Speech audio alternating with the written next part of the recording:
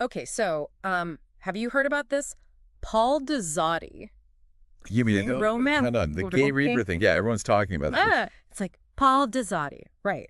Mr. Heartstring Tugging, king of the tearjerker romance, author of like a gazillion books that require waterproof mascara to read. Okay, first of all, a gazillion. Okay, maybe not a gazillion, but like 7. But still. Seven's still impressive. Right.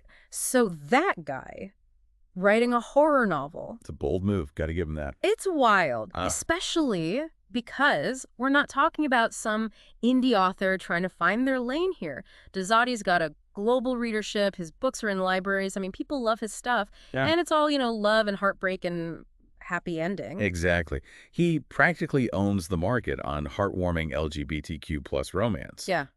But to go from that to the Gay Reaper, I mean, come on, you can't not be intrigued.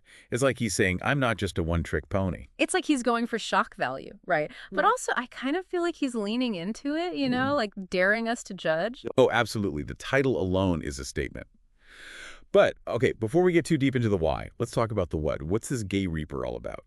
So from what I've gathered, and Daizotti's been very strategic with his reveals the store centers on Colby. Colby the Gay Reaper. The one and only. Catchy. Okay, go on. So Colby's this, well, terrifying figure. Think Grim Reaper. But with a Hollywood twist, he's basically wreaking havoc and nobody's safe. Sounds pretty standard horror movie fare so far. Right. But then, because it's Daizotti, we get the twist. Oh, there's always a twist with Daizotti. Let me guess. Colby finds a puppy and decides to give up reaping souls. Not quite. Colby falls for his intended victim, Spencer. Whoa. Okay, so we're talking enemies to lovers, but with a side of existential dread. Exactly. This terrifying figure falling head over heels, that's Daizotti's bread and butter, but like with a horror makeover, and that's what's got me hooked. Is this even horror anymore, or is he like creating a whole new genre, rom horror? Right. It's like he's asking, can you be scared and swooning at the same time? Can a reaper steal your heart and your soul? It's mind-bending. And it gets even more interesting when you think about Daizotti's past. I mean, the guy turned to writing as a form of healing after a home invasion. Wow, I didn't know that. So he went through something seriously traumatic. Makes you wonder if this whole horror thing is like, I don't know, him working through those feelings of fear and vulnerability. Right, like a controlled catharsis. Maybe those darker themes were always lurking beneath the surface of his romance novel. Just waiting for the right outlet to be unleashed. Exactly. And what's fascinating is that Daizotti's not just writing the story, he's living it online. He's been using TikTok to connect with readers, especially in the LGBTQ plus community. Oh, yeah, and building up the hype for the Gay Reaper. Every other post is a cryptic clue, a teaser image. He's brilliant at this. Didn't Netflix like some of his posts too? I think so.